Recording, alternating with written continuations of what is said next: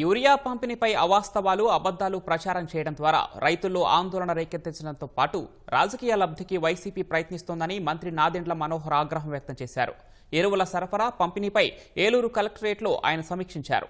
జగన్మోహన్ రెడ్డికి రైతులపై నిజంగా చిత్తశుద్ధి ఉంటే అధికారంలో ఉన్నప్పుడు ధాన్యం బకాయిలు ఎందుకు చెల్లించలేదని మనోహర్ ప్రశ్నించారు. యూరియాను దారి మళ్లించే వారిపై పీడీ యాక్ట్ కింద కేసులు నమోదు చేయాలని అధికారులకు ఆదేశాలిచ్చినట్లు మంత్రి వివరించారు.